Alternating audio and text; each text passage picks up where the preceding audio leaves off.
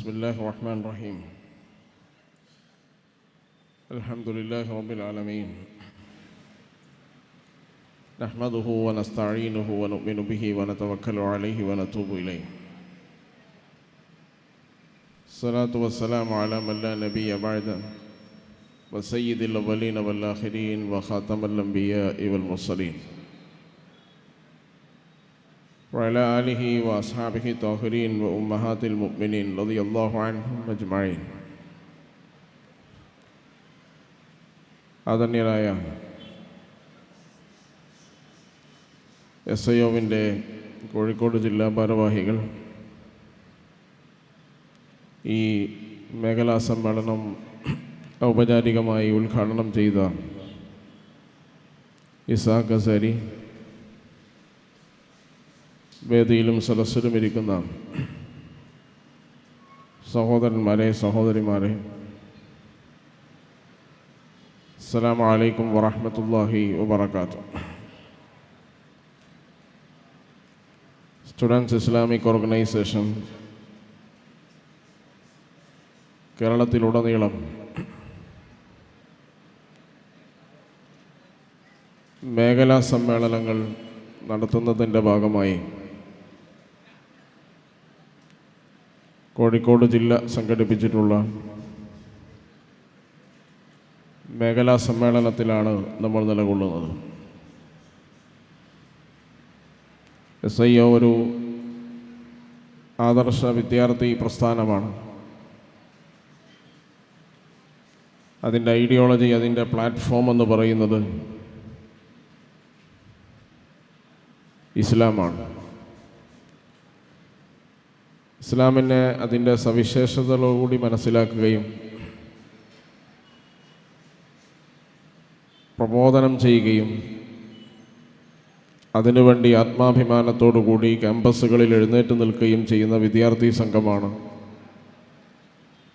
SIO എന്ന് പറയുന്നത്. ഇസ്ലാം എന്ന് പറയുന്നത് സൃഷ്ടാവ് ഈ പ്രപഞ്ചത്തിന് നൽകിയ ഒരു ആദർശമാണ്. ഈ പ്രപഞ്ചത്തെ പടച്ച് സംവിധാനിച്ച് ഈ പ്രപഞ്ചത്തിൻ്റെ എല്ലാ വ്യവസ്ഥതകളെയും അതിസൂക്ഷ്മമായി നിരീക്ഷിച്ച് അതിനാവശ്യമായ ആവാസ വ്യവസ്ഥകളും സംവിധാനങ്ങളും ഒരുക്കി ഈ പ്രപഞ്ചം സഞ്ചരിക്കേണ്ട ട്രാക്കുകൾ തയ്യാറാക്കി ഭൂമിയേക്കാൾ 109 ഇരട്ടി വലിപ്പമുള്ള സൂര്യനും നമ്മുടെ കണ്ണുകൊണ്ട് കാണാൻ കഴിയാത്ത, നഗ്നനേത്രങ്ങളെ കൊണ്ട് ദർശിക്കാൻ കഴിയാത്ത അണുക്കളും അതതിൻ്റെ സഞ്ചാര വലയങ്ങളിൽ മാത്രം സഞ്ചരിച്ചുകൊണ്ട്, ട്രാക്കുകളിലൂടെ മാത്രം ഒഴുകിക്കൊണ്ട് ഈ പ്രപഞ്ചത്തെ മനോഹരമായി സംവിധാനിച്ച ജഗന്നിയന്താവ്, ആ ജഗന്നിയന്താവ് സൂര്യനും ചന്ദ്രനും നക്ഷത്രങ്ങൾക്കുമെല്ലാം നൽകിയ ആദർശ വ്യവസ്ഥയാണ് ഇന്നദ്ദീന ഇൻദല്ലാഹിൽ ഇസ്ലാം. ഇസ്ലാം എന്ന് പറയുന്ന ആദർശ വ്യവസ്ഥ. ഈ ആദർശ വ്യവസ്ഥക്ക് മറ്റു ആദർശ വ്യവസ്ഥകൾക്കില്ലാത്ത സവിശേഷതകൾ നമുക്ക് കാണാൻ കഴിയും. ആ സവിശേഷതകളിൽ ഏറ്റവും പ്രധാനം ഇത് ദൈവികമാണ് എന്നതാണ്. മനുഷ്യനിർമ്മിത പ്രത്യയശാസ്ത്രങ്ങൾ നമ്മുടെ മുന്നിലുണ്ട്. മനുഷ്യൻ്റെ ദൗർബല്യങ്ങൾ ആ പ്രത്യയശാസ്ത്രത്തിൽ അന്തർലീനമായതുകൊണ്ട് വളരെ പെട്ടെന്ന് തകർന്നടിഞ്ഞ ചരിത്രവും നമ്മുടെ മുന്നിലുണ്ട്. കമ്മ്യൂണിസം അതിൻ്റെ ഏറ്റവും പ്രധാനപ്പെട്ട മനോഹരമായൊരു ഉദാഹരണമാണ്.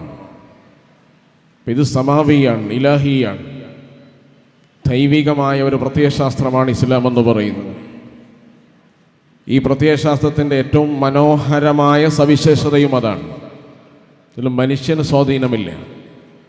മനുഷ്യൻ്റെ ദൗർബല്യങ്ങളോ ചാപല്യങ്ങളോ ഇതിൽ അന്തർലീനമല്ല. മനുഷ്യൻ്റെ ഒരു താല്പര്യത്തിനും ഇതിൽ സ്ഥാനമില്ല. ദൈവിക താല്പര്യങ്ങളാണ് ഇതിൻ്റെ അടിസ്ഥാനമെന്ന് പറയുന്നത്. മനുഷ്യ താല്പര്യങ്ങൾ കൊണ്ട് ലോകത്ത് പടുത്തുയർത്തപ്പെട്ട അനേകം പ്രത്യയശാസ്ത്രങ്ങൾ മനുഷ്യനെന്താണ് ലോകത്ത് നൽകിയത്? നിങ്ങളത് പരിശോധിച്ച് നോക്കിയാൽ മനസ്സിലാകും. സർവ്വരാജ്യ തൊഴിലാളികളെ സംഘടിക്കുവിനെന്ന് പറഞ്ഞ് 10-40 രാജ്യങ്ങളിലെ ഒരു വലിയ സംവിധാനമായി ലോകത്ത് ഉദിച്ചുയർന്ന ഒരു സാമ്രാജ്യമായിരുന്നു സോവിയറ്റ് യൂണിയൻ. സോവിയറ്റ് യൂണിയൻ മനുഷ്യവംശത്തിന് നൽകിയ സന്ദേശം എന്താണ്? മനുഷ്യ സമൂഹത്തിൻ്റെ നിലനിൽപ്പിനാവശ്യമായ എന്ത് ആദർശ അടിത്തറയാണ് അത് ലോകത്തിന് സംഭാവന ചെയ്തത്? അത് പരിശോധിക്കുമ്പോൾ മനുഷ്യവംശത്തിന് ഏറ്റവും അനുയോജ്യമായ വ്യവസ്ഥ സമ്മാനിക്കുവാൻ ജഗന്യന്താവിന് മാത്രമേ കഴിയൂ എന്ന് നമ്മൾക്ക് മനസ്സിലാവും. കാരണം മനുഷ്യനെ സൃഷ്ടിച്ച സൃഷ്ടാവ് തന്നെയാണ് മനുഷ്യൻ എങ്ങനെ വിധേയപ്പെടണം, മനുഷ്യൻ എങ്ങനെ വിസമ്മതിക്കണം, മനുഷ്യൻ എങ്ങനെ സമ്മതിക്കണമെന്ന് തീരുമാനിക്കാനുള്ള അധികാരം. ഇന്നത്തെ ഏറ്റവും വലിയ മുദ്രാവാക്യം നമുക്കറിയാം, my body is my choice എന്നാണ്. എൻ്റെ ശരീരം എൻ്റെ ഇഷ്ടം എന്നാണ് പറയുക. പക്ഷേ അതിൽ യാതൊരു അർത്ഥവുമില്ല, അത് ലോകത്ത് നടക്കുകയുമില്ല. ലോകം നമുക്കറിയാം, സോപ്പിട്ട് തേച്ച് കളഞ്ഞാൽ നശിച്ചു പോകുന്ന നമ്മുടെ N95 അല്ലാത്ത ഏത് മാസ്ക് ഉപയോഗിച്ചാലും ആ ദൂരത്തിലൂടെ കടക്കാൻ കഴിയുന്ന അത്രയും ചെറിയ ഒരു വൈറസിനെ പേടിച്ച് ലോകം അടച്ചുപൂട്ടി വിറങ്ങലിച്ചു നിന്ന ഒരു കാലം നമുക്കുണ്ടായിരുന്നു. ലോക്ക്ഡൗൺ പ്രഖ്യാപിച്ച കാലമുണ്ടായിരുന്നു. ആ നിസ്സാരമായ അണുവിൻ്റെ മുന്നിൽ ലോകത്തെ വികസിത രാജ്യങ്ങൾ പോലും വാതിൽ കൊട്ടിയടിച്ച് പരിഭ്രാന്തരായി നിന്ന കാലം. എൻ്റെ ശരീരത്തിൻ്റെ അധികാരം എനിക്കായിരുന്നെങ്കിൽ കൊറോണ വൈറസ് ഉണ്ടാകുമായിരുന്നില്ല. ഞാൻ എൻ്റെ സൗന്ദര്യത്തെ തീരുമാനിക്കാനുള്ള അധികാരം എനിക്കാകുമായിരുന്നെങ്കിൽ എൻ്റെ സൗന്ദര്യവും നമ്മുടെ എല്ലാവരുടെയും സൗന്ദര്യം ഈ ലോകത്തെ ഏറ്റവും മികച്ചതായി മാറുമായിരുന്നു.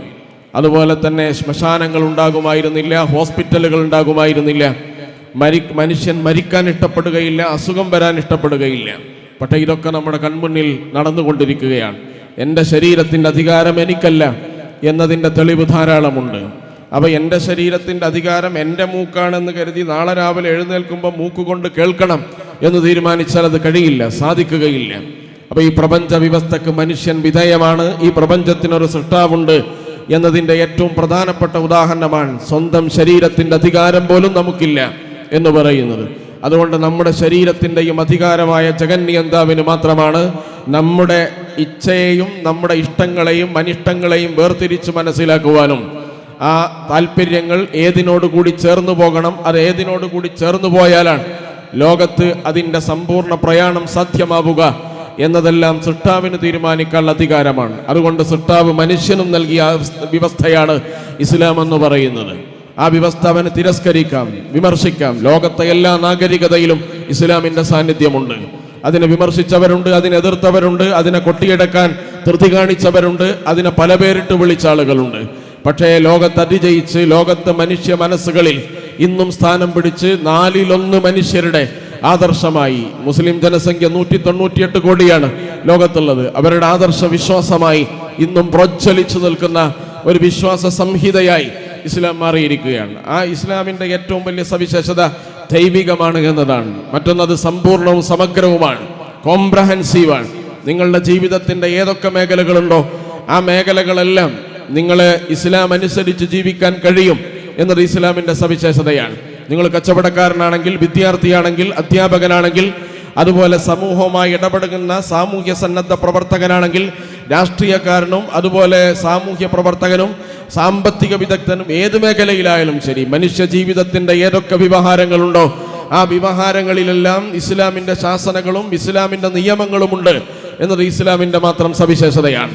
കമ്മ്യൂണിസവും ക്യാപിറ്റലിസവും എല്ലാം സാമ്പത്തിക ശാസ്ത്രങ്ങളാണ്. മനുഷ്യന്റെ സ്വകാര്യതയെ ലക്കും ലഗാനവും ഇല്ലാത്തവന്റെ ആർത്തിക്ക് പ്രത്യയശാസ്ത്രത്തിന്റെ അലങ്കാരമണിയിച്ചതാണ് മുതലാളിത്തം എന്ന് പറയുന്നത്. അതേപോലെ മനുഷ്യന്റെ ദുർബലമായ അവസ്ഥയെ ചൂഷണം ചെയ്ത് വർഗസംഘടനമെന്ന സംഘർഷത്തിന്റെ ഒരു ആദർശവും തിയറിയും ഉണ്ടാക്കി ലോകത്തെ കാലാകാലം സംഘർഷത്തിലേക്ക് തള്ളിവിട്ട അതികഠോരമായൊരു പ്രത്യയശാസ്ത്രമാണ് കമ്മ്യൂണിസം എന്ന് പറയുന്നത്. അപ്പം മനുഷ്യ ജീവിതത്തിൻ്റെ ഏതെങ്കിലും ഒരു മേഖലയെ മാത്രം സ്പർശിക്കാൻ കഴിയുന്ന പ്രത്യയശാസ്ത്രങ്ങൾ ലോകത്ത് തകർന്നടിഞ്ഞത് നമ്മുടെ കൺമുന്നിൽ അധികം വിദൂരമല്ലാത്ത കാലയളവിൻ്റെ ചരിത്രങ്ങളിൽ നമുക്ക് കാണാൻ കഴിയുന്നതാണ്. അപ്പോൾ ഇത് ഈ മനുഷ്യൻ്റെ ഈ ഏറ്റവും സവിശേഷത, മനുഷ്യൻ ഏതൊക്കെ തരങ്ങളിൽ ഇടപെടുന്നോ അവിടെ നിങ്ങൾക്ക് അനുഷ്ഠിക്കാനും ആചരിക്കാനും ആവാഹിക്കുവാനും ആവിഷ്കരിക്കാനും സാധ്യതയുള്ള ഒരു സൗന്ദര്യ സമന്വയം സാധ്യമാക്കിയ ആദർശമാണ് ഇസ്ലാം എന്ന് പറയുന്നത്. അപ്പം അത് സമ്പൂർണവും സമഗ്രവുമാണ്. പ്രവാചക തിരുമേനി സല്ലല്ലാഹു അലൈഹി വസല്ലം ലോകത്തിനെത്തിച്ചു തന്ന ഈ മഹത്തായ സന്ദേശത്തിൻ്റെ ഏറ്റവും പ്രധാനപ്പെട്ട സവിശേഷതകൾ ഒന്നതാണ്. മറ്റൊന്നത് സന്തുലിതമാണ്. നിങ്ങൾ ആത്മീയവും ഭൗതികവും കുടുംബപരവും വ്യക്തിപരവുമായ എല്ലാ കാര്യങ്ങളിലും സന്തുലിതമായ നിർദ്ദേശങ്ങളും നിർണയങ്ങളുമാണ് അത് നടത്തിയിട്ടുള്ളത്. സന്തുലിതമായ മതം എന്നത് ഇസ്ലാമിൻ്റെ പ്രത്യേകതയാണ്. ചില മതങ്ങൾ പോലും ആത്മീയതയുടെയും മനുഷ്യന്റെ സാൽവേഷനെ കുറിച്ച്, ഭൗതിക പാരത്രിക മുക്തിയെക്കുറിച്ച്, മരണശേഷമുള്ള മുക്തിയെക്കുറിച്ച് മാത്രം സംസാരിക്കുമ്പോൾ ഇസ്ലാം സംസാരിക്കുന്നത് ലിബറേഷനെ കുറിച്ചും സാൽവേഷനെ കുറിച്ചുമാണ്. ആത്മീയ മുക്തിയും ഭൗതിക മുക്തിയും ഇസ്ലാമിന്റെ ഏറ്റവും പ്രധാനപ്പെട്ട ഘടകമാണ്. അങ്ങനെ സന്തുലിതമായ ജീവിതം പ്രവാചക തിരുമേനി സല്ലല്ലാഹു അലൈഹി വസല്ലമ ഹജ്ജിന് പോകുന്ന സമയത്ത് ഹജ്ജിന്റെ സന്ദർഭത്തിൽ പ്രവാചകൻ എറിയാനുള്ള, ജംറയിൽ എറിയാനുള്ള കല്ലെടുത്തു കൊടുത്തത് അവിടുത്തെ ശിഷ്യൻ അബ്ദുല്ലാഹിബിൻ അബ്ബാസ് റളിയല്ലാഹു അൻഹു ആണ്. അബ്ദുല്ലാഹിബിൻ അബ്ബാസ് റളിയല്ലാഹു അൻഹു എടുത്തു കൊടുത്ത കല്ല് ചെറുതായി പോയോ എന്ന് അദ്ദേഹത്തിന് തോന്നിയപ്പോൾ നബിയോട് ചോദിക്കുകയാണ്. നബി അത് ചെറുതായി പോയോ എന്ന് ചോദിക്കുകയാണ്. അപ്പൊ നബി സല്ലല്ലാഹു അലൈഹി വസല്ലം പറഞ്ഞത് ലാ തഗ്ലൂ ഫീ ദീനിക്കും, നിങ്ങൾ നിങ്ങളുടെ ദീനിൽ, മതത്തിൽ അതിര് കവിയരുത് എന്നാണ്. അപ്പോൾ നീ ഏറ്റവും വലിയ മതത്തിന്റെ ആചാരങ്ങളെയും അനുഷ്ഠാനങ്ങളെയും അതിനെ സന്തുലിതപ്പെടുത്താൻ പ്രവാചകൻ ശ്രമിച്ചു വന്നതാണ്. ഇസ്ലാമിന്റെ ഏറ്റവും പ്രധാനപ്പെട്ട സവിശേഷതകളൊന്ന് അത് വസതിയാണ്, സന്തുലിതമാണ് എന്നത് അതിന്റെ പ്രത്യേകതയാണ്. മറ്റൊന്നത് ഇതിന്റെ ഇലാസ്തികതയാണ്, മുറൂനത്ത്, ഫ്ലെക്സിബിലിറ്റിയാണ്. പാരീസിൽ ജീവിക്കുന്ന മനുഷ്യന്റെ നാഗരികതയുടെ നടുത്തളത്തിൽ ജീവിക്കുന്ന മനുഷ്യനും ആഫ്രിക്കയിലെ വനാന്തരങ്ങളിൽ ജീവിക്കുന്ന മനുഷ്യനും ഒരുപോലെ അനുഷ്ഠിക്കാൻ സാധിക്കുന്ന ആചാരങ്ങളും നിർദ്ദേശങ്ങളുമാണ് ഇസ്ലാം എന്ന് പറയുന്നത്. അതുപോലെ അതിൻ്റെ ആരാധനമുറകൾ, അത് നിർദ്ദേശിക്കുന്ന കാര്യങ്ങൾ, അതിൻ്റെ ശാസനകൾ, അത് തടഞ്ഞു വെക്കുന്ന കാര്യങ്ങളിൽ നിന്ന് മാറി നിൽക്കുവാനും അതുപോലെ അത് അനുശാസിക്കുന്ന കാര്യങ്ങളെ അനുഷ്ഠിക്കുവാനും കഴിയുന്ന ഏറ്റവും പ്രധാനപ്പെട്ട ഒരു ഫ്ലെക്സിബിലിറ്റി ഇസ്ലാമിനുണ്ട്. ലോകത്തെ എല്ലാ ആദർശങ്ങളും അത് ഉള്ളിടത്ത് തന്നെ കുമ്പടിഞ്ഞു പോയത് നിങ്ങൾ ആലോചിച്ച് നോക്കുക. 40 രാജ്യങ്ങളുടെ ഒരു അഫിലിയേഷൻ ആയിരുന്നല്ലോ സോവിയറ്റ് യൂണിയൻ. അതിന് സിന്ദാബാദ് വിളിച്ച ആളുകൾ. ബോൾഷെവിക് റെവല്യൂഷൻ എന്ന് പറയുന്ന മഹത്തായ വിപ്ലവം ലോകത്ത് നടന്നു. അങ്ങനെ ലോകത്ത് നടന്ന് അവിടെ സർ ചക്രവർത്തിമാരുടെ കൊട്ടാരങ്ങളെല്ലാം കൊള്ളയടിച്ച് നടത്തിയ ഒരു വലിയ വിപ്ലവത്തിന്റെ ചരിത്രമുണ്ട്.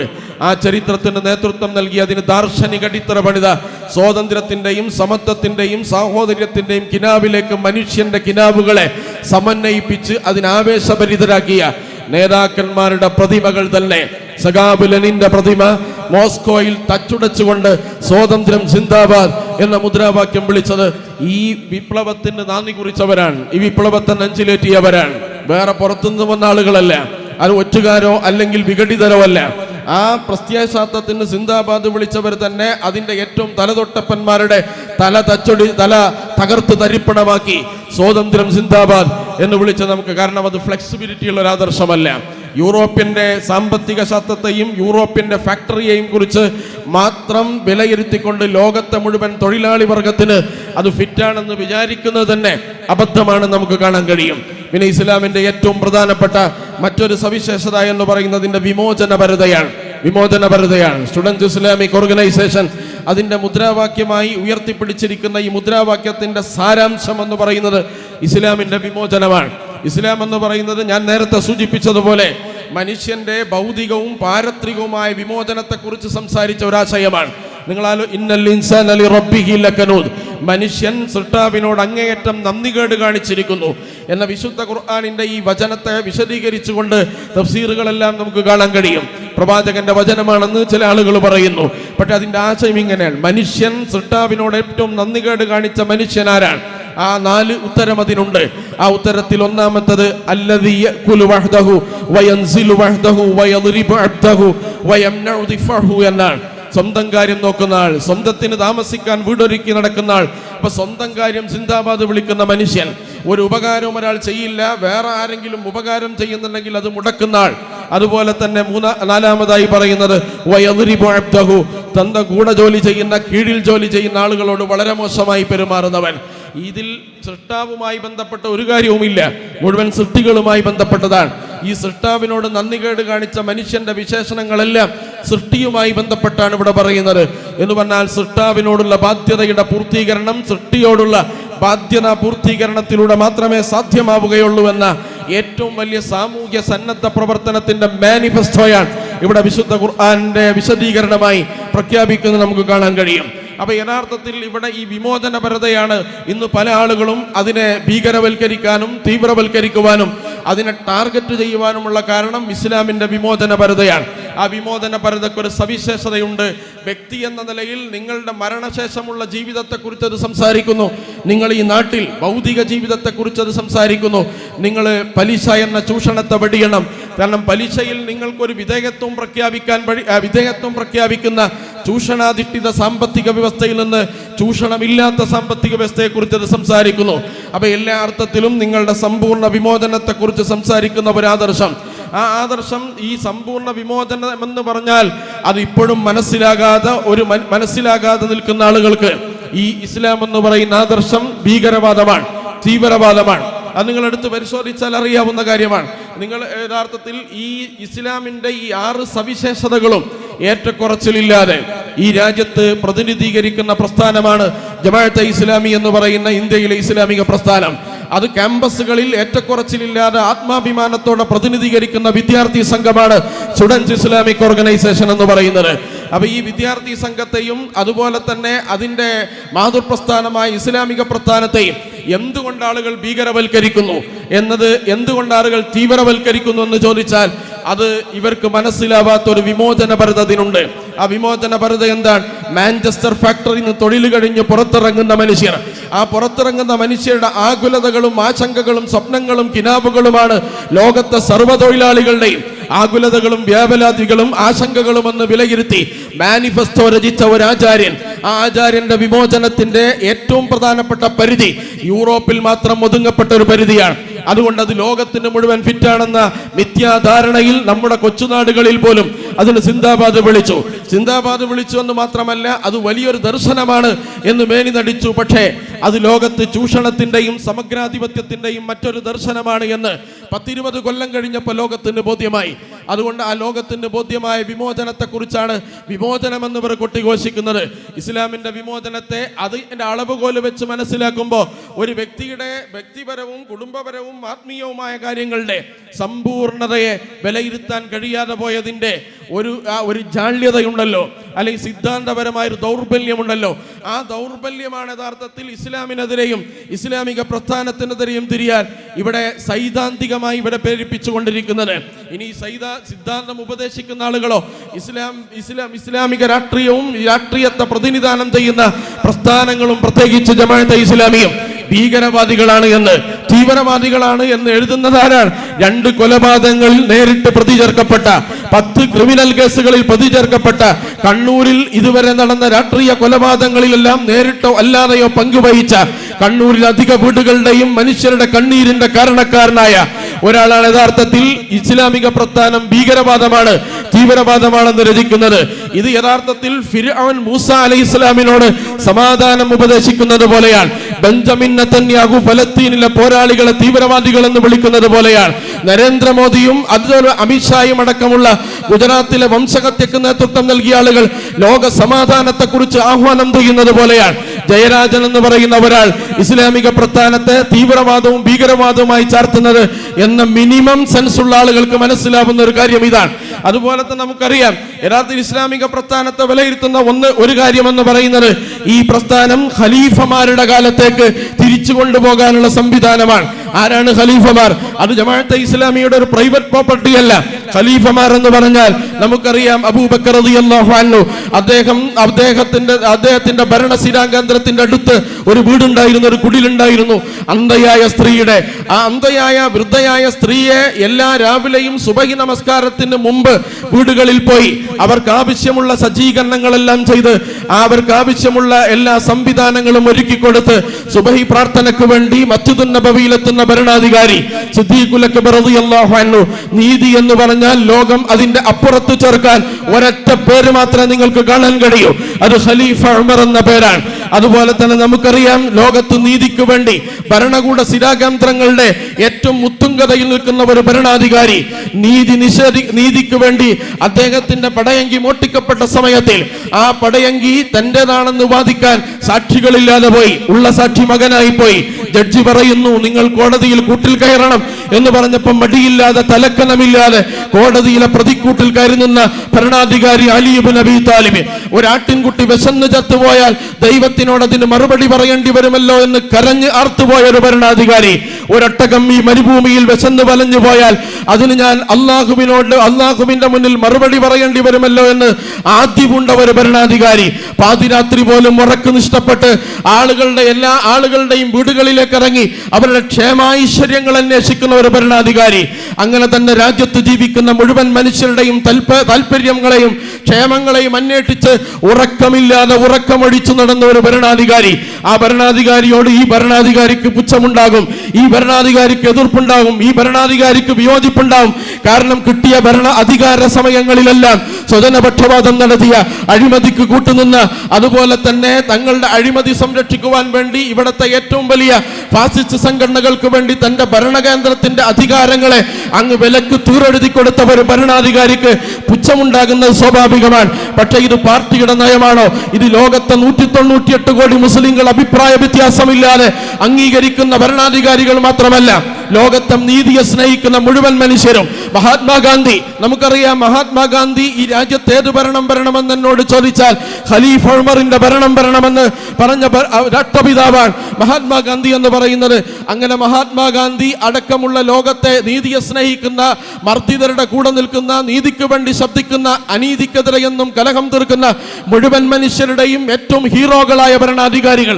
അതുകൊണ്ടാണ് മതേതര രാജ്യങ്ങളിൽ പോലും അവരുടെ പാഠപുസ്തകങ്ങളിൽ ഏറ്റവും പ്രധാനപ്പെട്ട അധ്യായങ്ങളായി ഈ ഖലീഫമാരുടെ ചരിത്രം പഠിച്ചത്. ആ ഖലീഫമാരുടെ കാലത്തേക്ക് തിരിച്ചു പോകുക എന്ന് പറയുന്നത് മുസ്ലിം സമൂഹത്തെ സംബന്ധിച്ചിടത്തോളം അവരുടെ ഏറ്റവും പ്രധാനപ്പെട്ട വിശ്വാസത്തിന്റെ ഭാഗമാണ്. അവരുടെ യഥാർത്ഥത്തിൽ ആ ഖലീഫമാരെന്ന് പറയുന്നത് നീതി നിർവഹണത്തിന്റെ ചരിത്രത്തിന് തുല്യതയില്ലാത്ത അധ്യായം രചിച്ചവരാണ്. നീതി സ്വീകരിക്കാൻ ഒരു ഭരണാധികാരി ആഗ്രഹിച്ചാൽ അവന്റെ ആദ്യത്തെ റഫറൻസ്, ആ ഭരണാധികാരിയുടെ ആദ്യത്തെ പാഠപുസ്തകം ഖലീഫ ഉമറിന്റെ പാഠപുസ്തകമാണ്. ഇതൊന്നും അറിയാതെ ജമാഅത്തെ ഇസ്ലാമി, അതാണ് ഞങ്ങൾ നേരത്തെ പറഞ്ഞത്, ജമാഅത്തെ ഇസ്ലാമി എന്ന് പറയുന്ന ഇസ്ലാമിക പ്രസ്ഥാനത്തെ നാട്ടക്കുറിയായി നിർത്തി.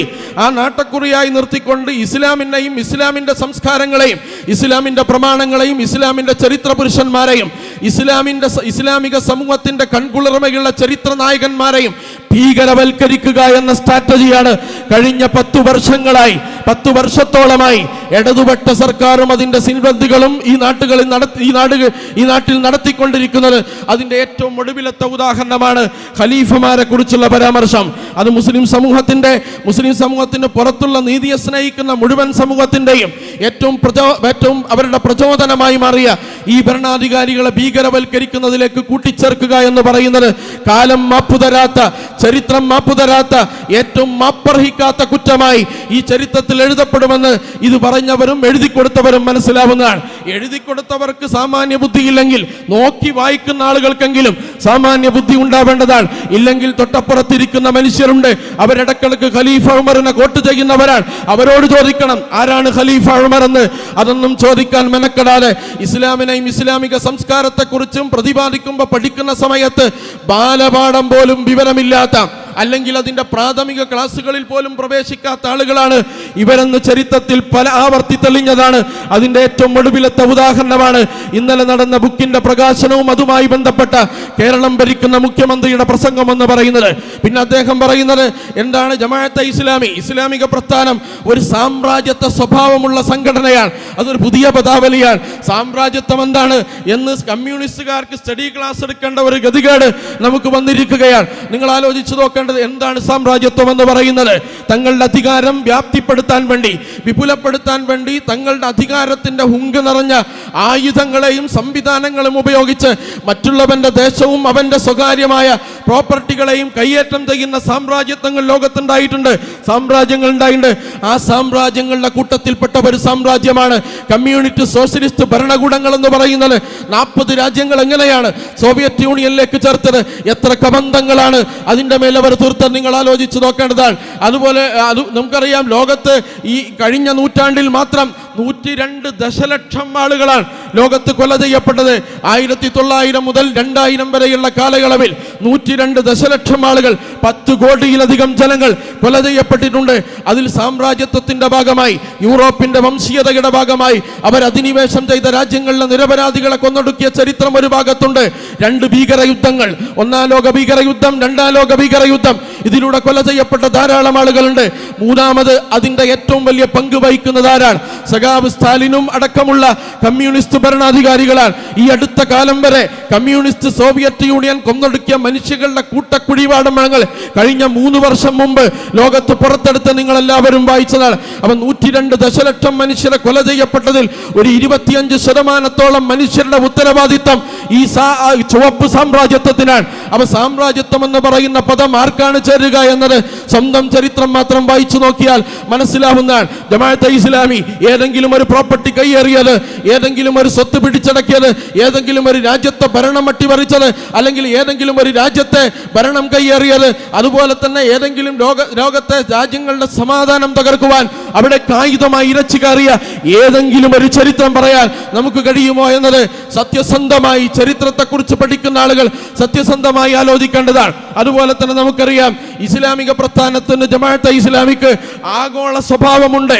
അത് യമനിലെയും അഫ്ഗാനിലെയും ഈജിപ്തിലെയും ആളുകളുമായി ബന്ധമുണ്ട് എന്നാണ് പറയുന്നത്. ആരാണിത് പറയുന്നത്? ഒരു ആഗോള സ്വഭാവവും ഇല്ലാത്ത ആളുകൾ. കണ്ണൂർ മുതൽ തിരുവനന്തപുരം വരെയുള്ള, അല്ലെങ്കിൽ കാസർഗോഡ് മുതൽ തിരുവനന്തപുരം വരെയുള്ള ഒരു ഭൂമിയിൽ മാത്രം പൊട്ടിവിടർന്ന് അവിടെ മാത്രം ജീവിച്ച് അവിടുത്തെ ഭരണകൂടത്തെയും ഭരണാധികാരത്തെയും ഭരണഭാവനകളെയും കണ്ടു ജീവിക്കുന്ന മനുഷ്യർ, അവരല്ലല്ലോ ഇത് പറയുന്നത്. ഇന്റർനാഷണൽ കമ്മ്യൂണിസം എന്ന് പറയുന്ന സാർവലൗകിക കമ്മ്യൂണിസത്തിന്റെ സമ്മേളനത്തിൽ സഖാവ് അറ്റൻഡ് ചെയ്യാത്തൊരു സമ്മേളനവും ഉണ്ടായിട്ടില്ല.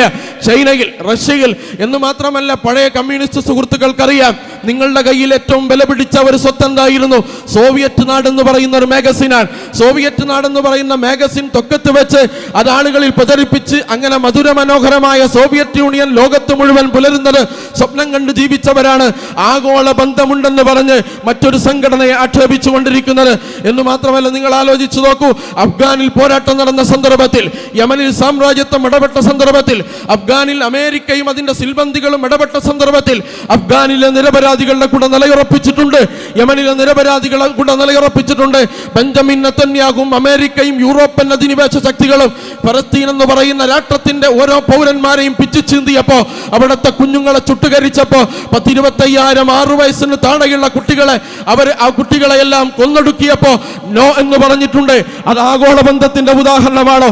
അത് നിങ്ങൾ ആലോചിച്ചു നോക്കേണ്ടത്. അവിടെ ഈ മനുഷ്യരുടെ നിരപരാധികളായ മനുഷ്യർ, അതുപോലെ മർദ്ദിതരായ മനുഷ്യർ, നീതി നിഷേധിക്കപ്പെട്ട മനുഷ്യർ ലോകത്തെവിടെയായാലും ഏത് രാജ്യത്തായാലും മനുഷ്യൻ എന്ന നിലയിൽ നീതി നിഷേധിക്കപ്പെട്ട ജനതയെ ഉപാധികളില്ലാതെ ചേർത്ത് പിടിക്കാൻ എല്ലാ കാലത്തും മുൻപന്തിയുള്ള പ്രസ്ഥാനമാണ് ഇസ്ലാമിക പ്രസ്ഥാനം എന്ന് പറയുന്നത്. അഫ്ഗാനിൽ അമേരിക്ക ഇടപെട്ടപ്പോ, അമേരിക്കയിൽ അഫ്ഗാൻ അധിനിവേശ സന്ദർഭത്തിൽ കമ്മ്യൂണിസ്റ്റ് പാർട്ടികൾ എവിടെയാണ്? CPM എവിടെയാണ്? നിങ്ങൾ ആലോചിച്ചാൽ അഫ്ഗാനികളുടെ കൂടെയാണ്, അമേരിക്കക്കെതിരാണ്. അത് CPM-നാവാമെന്നും ജമാഅത്തെ ഇസ്ലാമിക്ക് ആവാൻ പറ്റില്ല എന്ന് പറയുന്നത് ഇരട്ടത്താപ്പാണ്. നിങ്ങൾ ആലോചിച്ചു നോക്കേണ്ടത്, അഫ്ഗാനിസ്ഥാൻ എന്ന് പറയുന്ന പ്രദേശത്തെ അവിടുത്തെ മലമടക്കുകളിൽ ഭീകരതയും തീവ്രതയും തീർത്ത ഒരു ചുവപ്പിന്റെ കാലമുണ്ടായിരുന്നു. സോവിയറ്റ് റഷ്യ അധിനിവേശം ചെയ്ത സന്ദർഭത്തിൽ അന്ന് നിരപരാധികൾ അടിച്ചമർത്തുവാൻ വേണ്ടി, ആ മനുഷ്യരെ കൊന്നൊടുക്കാൻ വേണ്ടി മറ്റൊരു രാജ്യത്തെ പൗരന്മാരുടെ പൗരാവകാശങ്ങളെല്ലാം അവരെന്തു ചെയ്തോ അതിനോട് യോജിപ്പോ വിയോജിപ്പോ വേറെ വിഷയം. പക്ഷെ മറ്റൊരു രാജ്യത്ത് കയറി അവിടുത്തെ മനുഷ്യരെ തകർക്കുകയും വെടിവെച്ച് കൊല്ലുകയും ചെയ്തപ്പോ അവരെ അത് ചെയ്ത സോവിയറ്റ് യൂണിയന് വേണ്ടി വാഴ്ത്തുപാട്ട് പാടിയത് ആരാണ്? ഇതൊക്കെ നമ്മൾ എടുത്ത് പരിശോധിച്ചു നോക്കേണ്ടതാണ്. അപ്പൊ ആഗോള ബന്ധം എന്ന് പറയുന്നത് അധിനിവേശ വിരുദ്ധ പോരാട്ടങ്ങളെ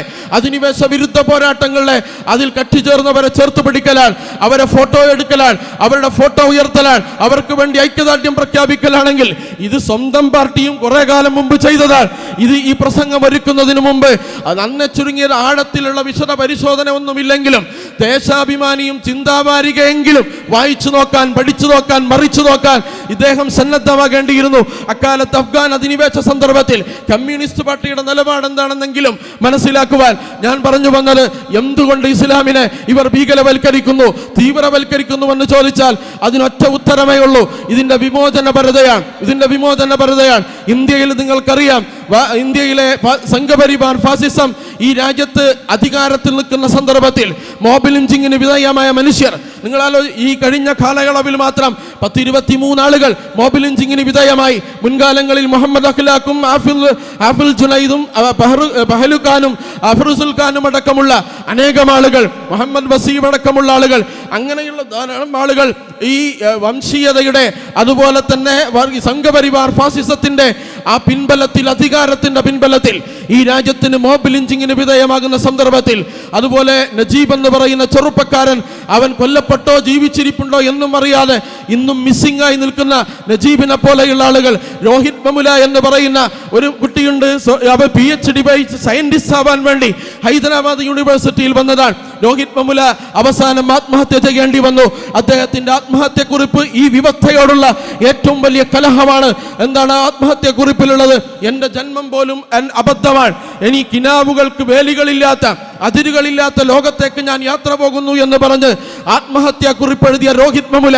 അതുപോലെ തന്നെ നമുക്കറിയാം, ഈ രാജ്യത്ത് നീതിക്ക് വേണ്ടി എഴുന്നേറ്റുന്ന മുഴുവൻ മനുഷ്യരെയും, ഫലസ്തീനിൽ പോരാട്ടത്തിന്റെയും വിമോചന പോരാട്ടത്തിന്റെയും മുൻപന്തിയിലുള്ള നേതാക്കന്മാരെയും പോരാളികളെയും, ആ പോരാളികൾക്ക് പിന്തുണ പ്രഖ്യാപിച്ച അവരെ കുടുംബങ്ങളെയും ആ ദേശത്തെയുമെല്ലാം കേരളത്തിന്റെ തെരുവുകളിലേക്ക്, കേരളത്തിന്റെ ക്യാമ്പസുകളിലേക്ക്, കേരളത്തിന്റെ ഭൂമിയിലേക്ക് ആ ഉപാധികളില്ലാതെ ചേർത്ത് വെച്ച് അവരുടെ ഐക്യദാർഢ്യപ്പെടാൻ ആത്മാഭിമാനത്തോടുകൂടി ആ ജനസംഘത്തിന്റെ വിമോചന പരതയെ ലോകത്ത് ഉയർത്തിപ്പിടിക്കാൻ സന്നദ്ധമായ വിദ്യാർത്ഥി പ്രസ്ഥാനത്തിന്റെ പേരാണ് സ്റ്റുഡൻസ് ഇസ്ലാമിക് ഓർഗനൈസേഷൻ എന്ന് പറയുന്നത്.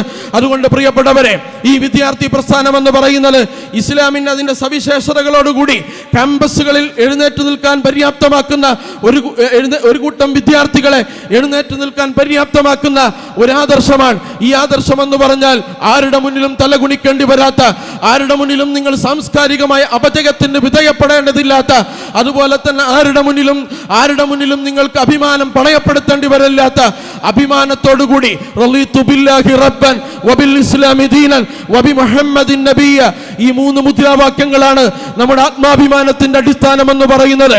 അല്ലാഹ് റബ്ബാണ്, ഇസ്ലാം ദീനാണ്, മുഹമ്മദിന്റെ നായകനാണ് സല്ലല്ലാഹു അലൈഹി വസല്ലം. ഇതാണ് ആത്മാഭിമാനത്തിന്റെ അടിസ്ഥാനം എന്ന് പറയുന്നത്. ജയ് ശ്രീരാം വിളിച്ച് മഫ്ത ധരിച്ച, മുഖം മറച്ച ഒരു പെൺകുട്ടിയുടെ പിന്നാലെ 100 കണക്കിന് ചെറുപ്പക്കാർ വന്നപ്പോ അവർക്കെതിരെ നിർഭയം തിരിഞ്ഞ് അല്ലാഹു അക്ബർ എന്ന് വിളിച്ച ഒരു പെൺകുട്ടിയുണ്ട്. ആ പെൺകുട്ടി റളിയ ബില്ലാഹി റബ്ബൻ വബിൽ ഇസ്ലാമി ദീനൻ വബി മുഹമ്മദിൻ നബിയ്യ എന്ന മുദ്രാവാക്യത്തെ നെഞ്ചേറ്റി പിടിച്ച ഒരു വിദ്യാർത്ഥിനിയാണ്.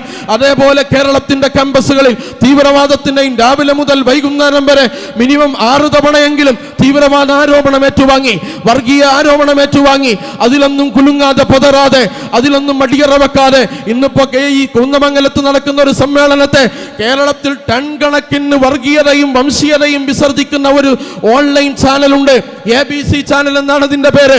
അതിൽ പറയുന്ന ആളുകൾ അതിന്റെ പാനൽ എടുത്തു നോക്കിയാൽ ആ പാനൽ എവിടെ നിൽക്കുന്നോ അത് സത്യത്തിന് വിരുദ്ധമാണ് എന്ന് കണ്ടെത്താൻ അധിക ഗവേഷണമൊന്നും വേണ്ടതില്ല. അതുകൊണ്ടാണ് കമ്മ്യൂണിസ്റ്റ് പാർട്ടിയിലെ സുഹൃത്തുക്കളോട് എനിക്ക് പറയാനുള്ളത്, പോലീസിന്റെ RSS ബന്ധവും കള്ളക്കടത്തും മലപ്പുറം ജില്ലയുമായി ബന്ധപ്പെട്ട പ്രശ്നങ്ങൾ വന്നപ്പോൾ നിങ്ങൾ ശരിയല്ല എന്ന് പറയാൻ വളരെ പെട്ടെന്ന് ലോകത്ത് ഈ സംസ്ഥാനത്ത് നീതിബോധമുള്ള മനുഷ്യർക്ക് കഴിഞ്ഞത് എന്തുകൊണ്ടെന്ന് ചോദിച്ചാൽ, നിങ്ങളെ ന്യായീകരിക്കാൻ, നിങ്ങളെ താങ്ങി നിർത്താനുള്ള ആളുകൾ അവരുടെ ക്വാളിറ്റി എന്താണ് എന്ന് നിങ്ങൾ പരിശോധിച്ചു നോക്കേണ്ടതാണ്. ABC ചാനൽ എന്ന് പറയുന്ന ഒരു ഓൺലൈൻ ചാനലുണ്ട്. ടൺ കണക്കിന് മാലിന്യമാണ്, വംശീയതയാണ് ഓരോ ദിവസവും രാവിലെയും വൈകുന്നേരവും കേരളത്തിന്റെ പബ്ലിക്കിലേക്ക് അവർ ഒഴുക്കിവിടുന്നത്, കേരളത്തിന്റെ പൊതുമണ്ഡലത്തിലേക്ക് അവർ ഒഴുക്കിവിടുന്നത്. അതിനെ കേസെടുക്കാൻ കഴിയില്ല, അതിനെ വിചാരണ ചെയ്യാൻ കഴിയില്ല. അത് സാമുദായിക സ്പർദ്ധ വരുത്തുന്ന പരാമർശങ്ങളായി ഇവിടുത്തെ പോലീസ് സംവിധാനങ്ങൾ അംഗീകരിക്കില്ല. കാരണം എന്താണ്? നേരത്തെ പറഞ്ഞതുപോലെ പോലീസ് സംവിധാനത്തിന്റെ അന്തർധാര എന്താണ് എന്ന് കേരളത്തിലെ ചിന്തിക്കുന്ന കൊച്ചുകുട്ടിക്ക് പോലും ബോധ്യമായതാണ്. അതുകൊണ്ട് അത് ശരിയാണോ അല്ലേ എന്ന് ഒരു കേസ് സ്റ്റഡിയായി നിങ്ങൾ പഠിക്കുകയാണെങ്കിൽ ABC എന്ന് പറയുന്ന ഓൺലൈൻ ചാനൽ ഇന്നും നിലനിൽക്കുന്നു എന്നതാണ് അതിൻ്റെ ഏറ്റവും പ്രധാനപ്പെട്ട ഘടകം എന്ന് പറയുന്നത്. രണ്ടാമത്തെ, നിങ്ങൾ സത്യത്തിലല്ല എന്ന് പറയാൻ നിങ്ങളെ പിന്തുണക്കുന്നവരാരാണ്? സാജൻ സക്കറിയയും RV ബാബുവും അഡ്വക്കേറ്റ് ജയശങ്കറുമാണെങ്കിൽ നിങ്ങൾ സത്യത്തിന്റെ ഓപ്പോസിറ്റ് നിൽക്കുന്നവരാണെന്ന് കണ്ണുചിമ്മി പറയാൻ നമുക്ക് കഴിയും. കാരണം അവർ നീതിക്ക് വേണ്ടി എഴുന്നേറ്റുന്ന ചരിത്രമില്ല, അക്രമത്തിന് കൂട്ടുപിടിച്ചതല്ലാതെ അക്രമത്തെ എതിർത്ത ചരിത്രമില്ല, അക്രമത്തോട് നോ എന്ന് പറഞ്ഞ ചരിത്രമില്ല. അവരാണ് ഈ സമ്മേളനത്തെ, ഇവിടുത്തെ പോരാളികളുടെ പേരുകളെ, ഇവിടുത്തെ പോരാളികളെ ചിത്രങ്ങളെയെല്ലാം ഒരുക്കിക്കൂട്ടി ആ ചിത്രങ്ങളെയും പോരാളികളെയും ചേർത്ത് വെച്ച് ഇതിനെയും ഭീകരവൽക്കരിക്കാൻ, ഇതിനെയും തീവ്രവൽക്കരിക്കാനുള്ള ശ്രമം നടത്തിയത്. യഥാർത്ഥം നമ്മൾ മനസ്സിലാക്കേണ്ടത് ഈ ആത്മാഭിമാനത്തോടുകൂടി വിമോചനപരതയുള്ള ഒരാദർശത്തെ, മനുഷ്യന്റെ സമ്പൂർണ്ണ വിമോചനം സാധ്യമാക്കുവാൻ വേണ്ടി ഈ രാജ്യത്തെ നിയമം അനുവദിച്ച വഴികളിലൂടെ സമാധാനപൂർണമായി സന്തുലിതമായി ഈ രാജ്യത്തിന്റെ തെരുവുകളിൽ, ക്യാമ്പസുകളിൽ ഈ രാജ്യത്തിന്റെ ഓരോ മനുഷ്യരുടെ മനസ്സിലേക്കും ആശയപ്രബോധനം നിർവഹിച്ച് ശരിയുടെയും നീതിയുടെയും ക്രമത്തിന്റെയും ഭാഗത്തു നിന്നുകൊണ്ട് അനീതിയെയും അക്രമത്തെയും സന്ധിയില്ലാതെ എതിർക്കുന്ന ലോകത്തെ മുഴുവൻ പോരാളികളെയും പ്രചോദനമായി സ്വീകരിച്ച് ഹൻദല അതിന്റെ ഉദാഹരണമാണ്. നാജി അലി എന്ന് പറയുന്ന കാർട്ടൂണിസ്റ്റിന്റെ പ്രതീകമാണ്, പോരാട്ടത്തിന്റെ പ്രതീകമാണ് ഹൻദല. പക്ഷേ ഹൻദല മറ്റ് പ്രതീകമായ കാലത്ത് നിന്ന് മാറി മറ്റൊരു പ്രതീകം വന്നിരിക്കുകയാണ്. അബു ഇബ്രാഹിം യഹ്യ സിൻവാറിന്റെ വടി ഇന്ന് പ്രത്യേകം ഒരു വിമോചന പോരാട്ടത്തിന്റെ സിംബലായി മാറിയിരിക്കുകയാണ്.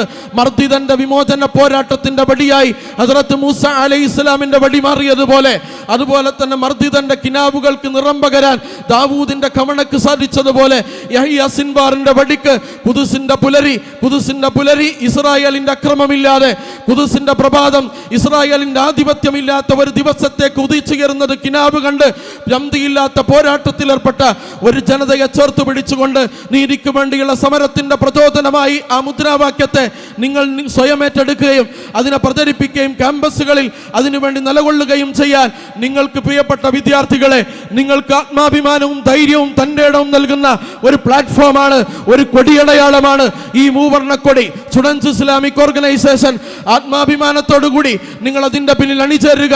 നിങ്ങൾക്ക് ഇഹലോകത്തും പരലോകത്തും അതിന്റെ നേട്ടങ്ങളുണ്ട്. അതിലേറ്റവും വലിയ നേട്ടമെന്ന് പറഞ്ഞാൽ ഇസ്ലാമാണ് ഇസ്സത്തിന്റെ അടിസ്ഥാനമെന്ന് ഹദ്റത്ത് ഉമർ റളിയല്ലാഹു അൻഹു തന്നെ ജനറൽ കമാൻഡറോട് പറഞ്ഞ ഒരു വാചകമുണ്ട്. നമ്മൾ ആത്മാഭിമാനത്തിന്റെ അടിസ്ഥാനം ഈ ആശയമാണ്. ഇത് സൃഷ്ടാവിന്റെ മുന്നിൽ മാത്രം വിധേയപ്പെടാൻ, സൃഷ്ടികളുടെ മുന്നിൽ വിധേയപ്പെടരുത് എന്ന് അനുശാസിക്കുന്ന, സൃഷ്ടികൾ ചെയ്യുന്ന നെറികേടിനെതിരെ ശബ്ദിച്ചാൽ സൃഷ്ടാവിന്റെ ഭാഗത്തേക്ക് നിലനിർത്തുന്നതിന്റെ ഭാഗമായി പരിഗണിക്കുന്ന, സൃഷ്ടാവിനെ സേവിച്ച, സാമൂഹ്യ സേവനത്തിന്റെ അതുല്യമായ പാഠങ്ങൾ പഠിപ്പിച്ച ഈ സമ്പൂർണ്ണ ആശയത്തെയും ആദർശത്തെയും മടിയില്ലാതെ, ലജ്ജയില്ലാതെ, പിൻവാങ്ങലില്ലാതെ പതിമടങ്ങോടുകൂടി ശക്തിയോടും ഊർജത്തോടുകൂടിയും നിങ്ങൾ എവിടെ നിന്നാലും, നിങ്ങൾ ഒറ്റക്കായാലും, നിങ്ങളുടെ കൂടെ സിന്ദാബാദ് വിളിക്കാൻ വേറൊരാളില്ലെങ്കിലും ആത്മാഭിമാനത്തോടുകൂടി ഈ കൊടി ഉയർത്തിപ്പിടിക്കുക. ഒരിക്കലും നിങ്ങൾക്കത് അഭിമാനമല്ലാത്ത ഒന്നും തിരിച്ചു തരില്ല. അതിന്റെ പേരാണ് സ്റ്റുഡൻസ് ഇസ്ലാമിക് ഓർഗനൈസേഷൻ എന്ന് പറയുന്നത്. വആഖിറു ദഅ്വാനാ അനിൽ ഹംദുലില്ലാഹി റബ്ബിൽ ആലമീൻ. അസ്സലാമു അലൈക്കും.